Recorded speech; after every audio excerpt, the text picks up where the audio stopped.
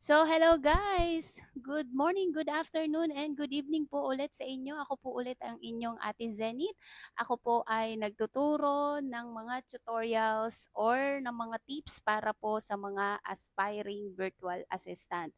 So, ngayong araw na to guys, ang ituturo ko sa inyo is about Google Drive. Okay? So, tandaan nyo po no, kung ikaw ay isang aspiring virtual assistant or freelancer at kapag ikaw ay nagkaroon na ng kliyente, ang Google Drive po ang araw-araw nyo pong gagamitin. And ang organized po na drive makes you faster, professional, and stress-free. Especially po when working with the client. Bakit stress-free? Siyempre, pag naghanap po sa inyo si client ng file, hindi na po kayo mahihirapan kung organized po ang inyong Google Drive. Okay? So, ngayon po, simulan na po natin. Paano nga ba gamitin ang Google Drive? So, kapag ka po ikaw ay nag-open na po ng internet at inopen nyo na po yung Google, ganito po yung una nyong makikita. Okay? So, pagka naman po na-open nyo na po yung inyong website or yung Google website daw. So, ayan, kapag na-open nyo na po yung ating Google, ganito po ang pwede nyo unang puntahan. Pwede pong sa Gmail po muna kayo. Okay, pag nandito po kayo sa Gmail, puntahan nyo lang po itong siyam na dot na yan dito sa upper right po ng ating screen. Okay? Ito po ha, tandaan nyo po yan. Yung 9 na dot po. Para po mas makita nyo, papakita ko po sa inyo. Ayan.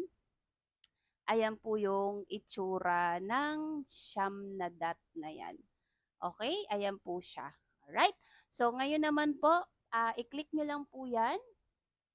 Okay? And then, punta lang po kayo sa Google Drive. Tapos po, pag click nyo po yung Google Drive, ang makikita nyo na po ngayon ay ganito na po. Alright. So, sa right side po, ayan. So, ganito na po ang inyong makikita sa Google Drive po ninyo. So, may isa pa pong way para po mabuksan ang Google Drive. So, andito na po ulit tayo sa Google. Pwede nyo po ring puntahan yung Google na apps and yung din pong 9 na dots po yan. Kung nakalagin po kayo mismo dito sa internet, makikita nyo na po iyan. Kung hindi naman po, mag-login lang po kayo. Alright, so puntahan na po natin yung Google Drive natin. Okay, so ganito na po magiging itsura, no? Ganito po makikita nyo po dapat. So kung bago po yan, konti pa lang po yung file. Dahil po marami na po akong file, medyo madami na po kayong nakikitang file ngayon dito. Okay, so una po nating pag-aaralan. Okay, paano nga ba mag-create ng folder? So mas madali lang naman po ang mag-create ng folder. Una po, ang gagawin nyo, punta lang po kayo dito sa may plus sign na may new. Ayan, click nyo po yan. Pagka-click nyo po yan, makikita nyo na po new folder. I-click nyo lang po yan. Tapos, palitan nyo na po ng pangalan niyan. So, halimbawa po, sabihin natin na para sa client nyo po yan. So, pangalanan po natin siyang client 1. Tapos po, ilagay po natin yung pangalan ni client 1. Let's say po, the virtual kickstart.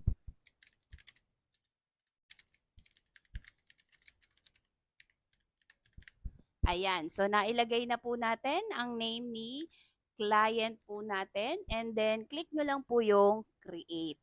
Yan. So, ngayon, nakagawa na po tayo ng folder. Ito po ang tip ko sa inyo. Mag-create po kayo ng folder for every client po, no? Para po sa mga projects nila, tsaka po sa mga files nila, para po hindi mag-mix up. Okay? Ngayon naman po, gagawa tayo ng subfolder. Ibig sabihin po, dun po sa folder na ginawa natin, gagawa po tayo ng folder po ulit dun sa loob naman po niya. And same process lang po, plus sign and new, and then click lang po and click new folder. So, ito naman po, pangalanan natin, let's say po, admin. Ayan. Tapos, gawa pa po tayo isang folder.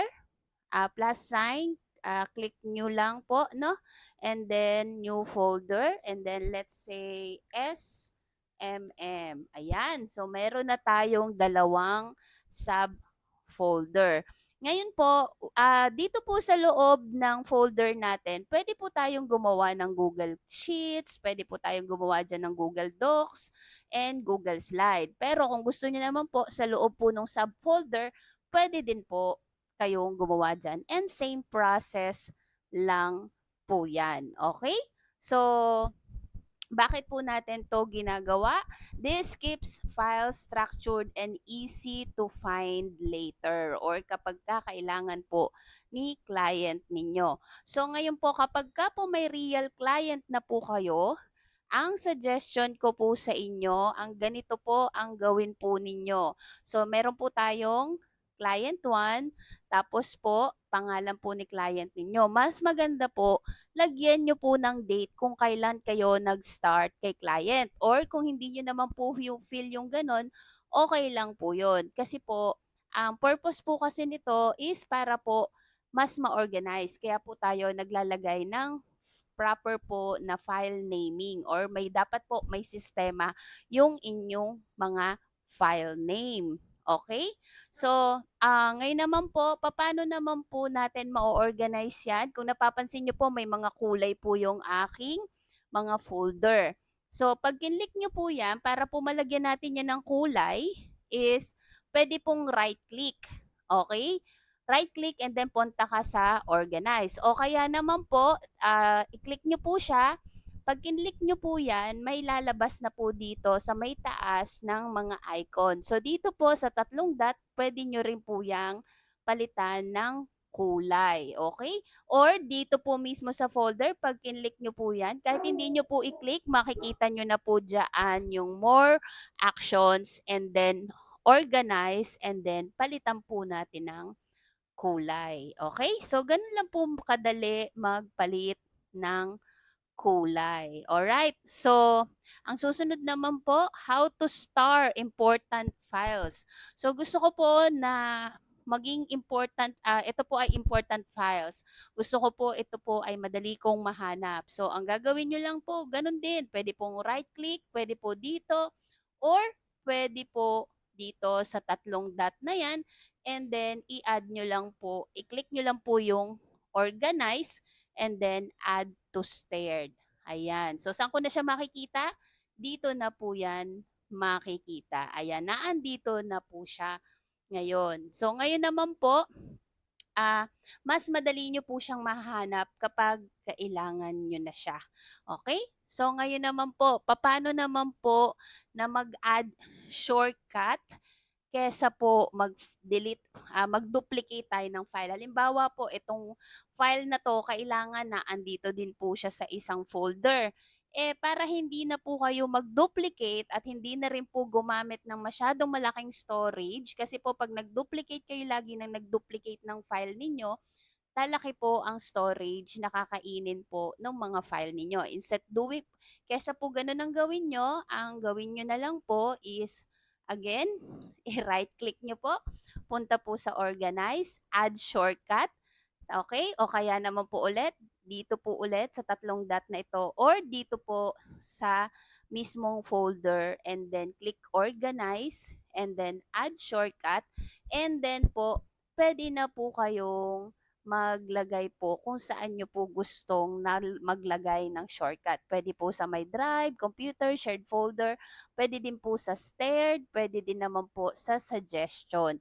Pero syempre, depende po yan kung saan nyo po ilalagay. So let's say po gusto ko siyang ilagay sa aking my drive. Ay, nasa my drive na pala. Shared drives na lang po pala. And then, click nyo lang po ito. Ayan. Pwede pong dito nyo po ilagay and then click add lang po. Hindi po natin pwede dito ilagay sa aking sa akin pong kliyente yon. So pwede na lang po dito sa shared with me. Okay? Gawa po tayo ng shortcut. Tapos dito po sa may faceless. Okay? Click nyo lang po itong parang arrow. And then dito po And then puwede na po kayong mag-add dito after niyo pong mahanap yung folder. Sandali lang po, hindi po tayo makahanap ng folder. So, let's say dito na lang po sa lesson recording and then kapagka po na-add niyo po 'yan, i-click niyo lang po yung add, okay. So, automatic na po 'yan, meron na po 'yan. So, mashi-share po siya sa iba po kung yung folder po na yon ay naka-share, okay. So, puwede niyo naman pong i-cancel yon. So, again, 'wag na po kayo mag-duplicate. Ang gawin niyo na lang po, i-add niyo na lang po siya shortcut po, add shortcut na lang po, okay. So, papaano naman po kapag gusto kong ilipat yung folder? So, madali lang po 'yan. Gano'n pa din po, punta po i-click niyo po siya or puntahan niyo po itong, icon na ito, move, okay. Pipili po siya kung saan niyo po imo-move. Puwede niyo pong palitan dito, ayan, mamimili po lang kayo dito po sa current location kasi nasa My Drive siya, hanapin niyo lang po kung saan niyo po siya gustong ilipat na folder, okay. O kaya naman po again dito po sa tatlong dot natin, organize, move, and then pipili na po kayo kung saan niyo po gustong i-move and then click move lang po. Okay, so papaano naman po tayo mag-share ng files and folders? So ganito lang po, halimbawa po gusto niyo pong i-share ang buong folder na ito. Ganon din po ulit, sa tatlong dot lang po, click niyo po yung share and then pag lumabas na po ito, click share po ulit. Puwede niyo pong i-share na anyone with link. So, hindi na po kailangan ng email address po na specific na tao. Pero pagka medyo sensitive po yung files niyo at gusto niyo po sa specific na tao lang, puwedeng-puwede niyo pong gawin 'yan. Ilagay niyo lang po yung email address po dito, okey? Pagkalagay niyo po nung email address, pipili po kayo ngayon kung yung pinag-sharean niyo is gusto niyo viewer lang siya. 'Pag viewer po, hindi niya po ma-o-organize, hindi po siya makakapag-add, hindi rin po siya makakapag-edit ng files. Mabu-view niya lang po yung mga files na available po sa shinare ninyong folder. Kung gusto niyo naman po commenter lang po siya, puwedeng-puwede naman po, pero same thing with viewer po, hindi po niya ma-e-edit 'yan, okay. Ngayon po, puwede lang po siyang mag-comment diyan. Ngayon po yung ikatlo po is yung editor. So, yung editor po, pwede pong mag-organize, mag-add, and mag-edit po siya ng files. And then, pagkatapos po, send lang po. And makaka-receive na po yung pinag-sendan nyo ng email na meron po kayong shinare na folder po sa kanya. Okay? So, ngayon po, ang gusto ko is specific na file lang po ang gusto kong i-share sa kanya. Ngayon po, pupunta tayo dito sa new file. Gawa po muna tayo ng file. Let's say po, spreadsheet po ang gusto nating i-share po, no? Sabi dito, the created item will be shared to the person, people as they selected folder. So ngayon, dahil po na-share na natin to, yung gagawin po natin na file ay share din po doon kung sino-sino po yung may access dito sa ating folder. Okay? So, kahit ano pong gawin yung file ngayon dyan, ay share na po doon sa mga taong may access sa folder po natin na client 1. Okay? So, ngayon habang hinihintay po natin yan, halimbawa po may Google Sheet po tayo. Pangalanan po natin yung Google Sheet, Finance. Okay, so ayan, halimbawa finance po ito, no? Ah, Tapos let's say nakapaglagay na po tayo diyan ng mga ano natin, file natin. Dapat po makikita na natin siya dito sa ating folder. Nandito na siya ngayon sa folder natin. So ngayon po, gusto ko mag-share lang ako ng specific file sa isang tao, hindi po yung buong folder ang isi-share natin. So ang gagawin nyo lang po is i-click nyo lang po yung isi-share nyo, tatlong dot ulit dito sa mismong file or dito po sa taas. Okay? O kaya naman po dito sa icon na tao na may plus. Okay? So, ganun po ang way ng pag-share. Tapos, punta lang po kayo sa tatlong dot and then click share, share. So, specific lang po na tao ang pwede niyong pag-sharean po niyan. Yes, siya lang po ang siya lang, ito lang po ang makikita niyang file kahit na po is-shinare niyo pa sa kanya sa loob ng folder. Ayan. So, let's say po, no, ay na-receive niya na 'to, eto lang po ang makikita niya, hindi niya po makikita ito, hindi niya po 'yan makikita. Okay. So, ngayon naman po, ang tip ko po sa inyo, give you access only unless someone needs to edit po 'yun. Kaya nga po importante, specific file lang po kung hindi naman po niya kailangan makita yung inyong ibang file. Okay. So, papaano naman po mag-upload at mag-download ng file galing po dito sa ating Google Drive? Madali lang po yan. So let's say po nandito po tayo ulit sa My Drive, tapos pupunta po tayo sa mag-upload po tayo dito sa loob ng file natin. Madali lang po yan. I-click lang po ulit yung plus new and then click file upload. Okay, let's say i-upload natin 'to. Okay, open lang. I-click nyo lang and then open. Dito po sa my right side, makikita nyo po yung progress po niyan.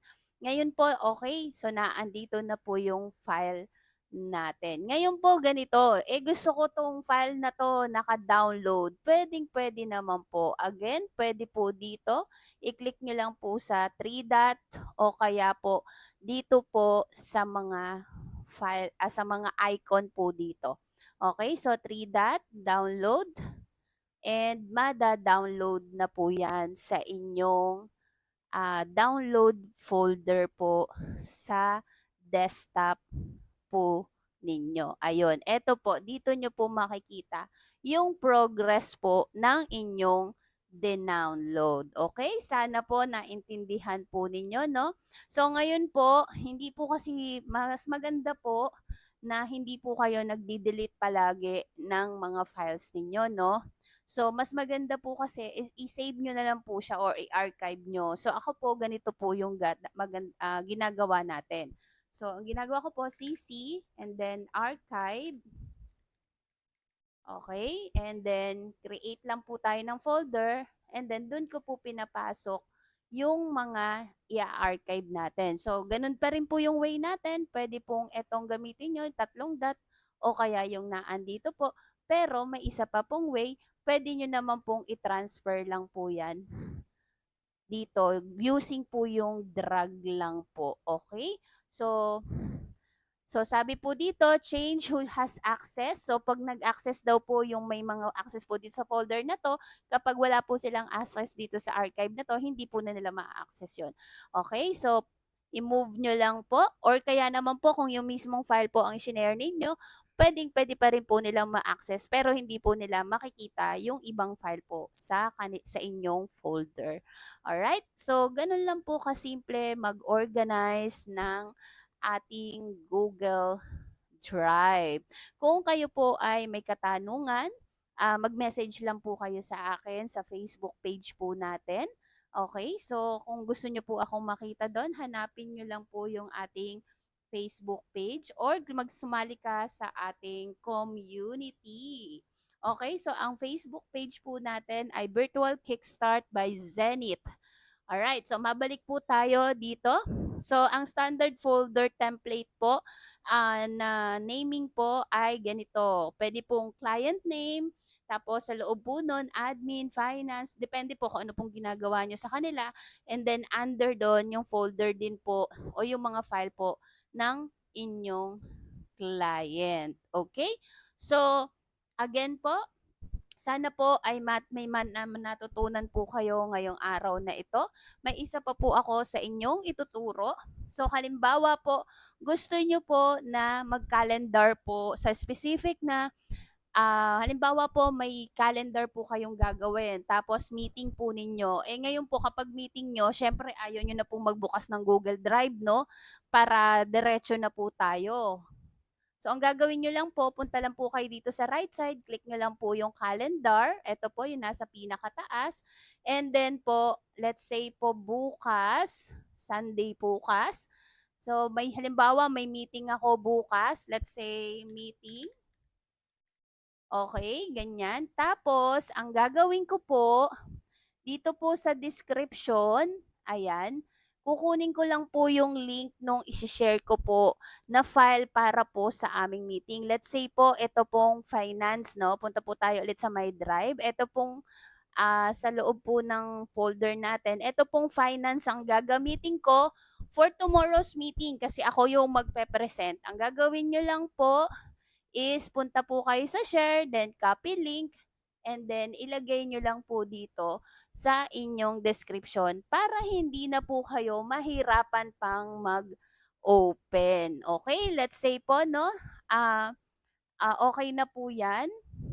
I-save na po natin ngayon yung ating calendar meeting. So, pag inopen nyo po yan, kinlik nyo po yan, automatic po bubukas po ang file na iyon. So, hindi ka na po maghahagila pa during the meeting na nasaan na yung ganito ko, nasaan na yung ganyan ko. Alright? So, sana po may natutunan na po kayo ha at wag niyo pong kakalimutan mag-subscribe po sa atin. So, ngayon naman, eto po, tip ko po sa mga aspiring virtual assistant. Iba po sabi ko po kanina, na kayo po ay laging gagamit po talaga ng Google Drive or yung mga storage software o app, ganito po yung gawin ninyo, no? I-bookmark po ninyo itong inyong Google Drive. Ang gawin po ninyo is, halimbawa po na andito kayo sa Google Drive, i-click nyo po itong star na ito.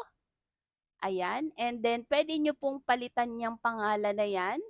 Okay? O kaya naman po kung halimbawa sa specific folder po ninyo gusto talaga i-bookmark, pwede po yon. Ang gawin nyo po, click nyo yung star, and then palitan nyo po yung pangalan, or kung yung mismong pangalan ni client andyan na, okay na po yan, and then click done. Okay? So, ganito po ang makikita nyo. Medyo marami na po kasi ako naka-bookmark, kaya po medyo madami na po kayo nakikita dyan.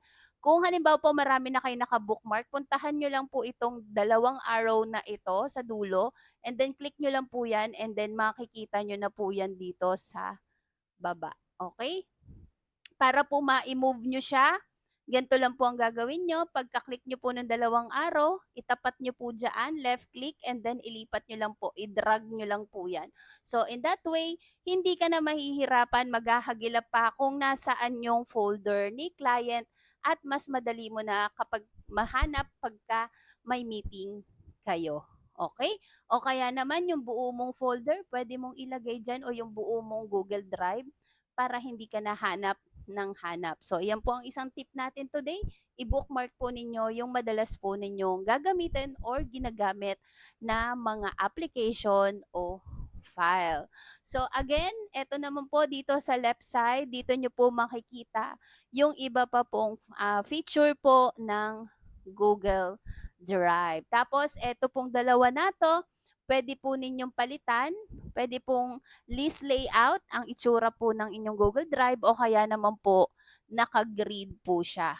Tapos po, eto po, yung Google Apps po natin, andyan pa din po yan. Okay? And then po, eto po yung mga keep po na no, tawag dito, ito naman po yung pwede po kayong take note po dito. Ganon din po, pwede nyo pong i-copy yung mga link ng inyong mga file o folder po dito. Okay? So, sana po may mga natututunan po kayo. Tapos, pwede nyo rin pong gawing task. Okay? Same thing lang din po yan doon po sa ating paggamit po ng calendar. Let's say po, ito i-click po natin. Tapos, ayan, yung halimbawa po itong finance, and then i-click nyo po yung task. Ayan, tapos pwede po kayong maggawa ng add task. I-title nyo po, review. Let's say po, review daily expense. Ayan. So, pwede nyo pong gawin yan. Pwede po ninyong gawin is i-calendar po niyan. Mag-set po tayo ng time. Let's say 9:30 a.m. bukas, Sunday. And then, i-done nyo lang po. Tapos, tingnan na po natin siya sa ating calendar. Ayun, hindi nag-ano. Teka lang po, punta po natin yung calendar natin. So, dapat po may makita tayong task kasi kapagka wala, ayun, mali pala yung mali pala yung naano natin, nasa 22 siya. Okay, Saturday ko siya nailagay, guys. So, pero gano'n din po 'yun, makikita niyo po 'yan dito sa inyong calendar. So, puwede niyo naman pong ilipat 'yan, edit na lang and then ilipat po natin sa Sunday. Akala ko 22 bukas and then save niyo lang po. So, ayan na po yung ating task. So, ito po yung ginawa natin, eto na po yung inyong task and then puwede naman po diyan sa task po ninyo is edit natin. Puwede niyo pong i-add dito yung link po ng finance if gusto niyo pong i-add po yung link ng inyong file. Alright? So, ayun lang po. At sana po don't forget po to subscribe po sa ating channel. And wag na wag po ninyong kakalimutan mag-comment, mag-like at mag-share po ng ating mga video for more tips and tutorials po para sa ating mga aspiring virtual assistant. And thank you so much. Bye!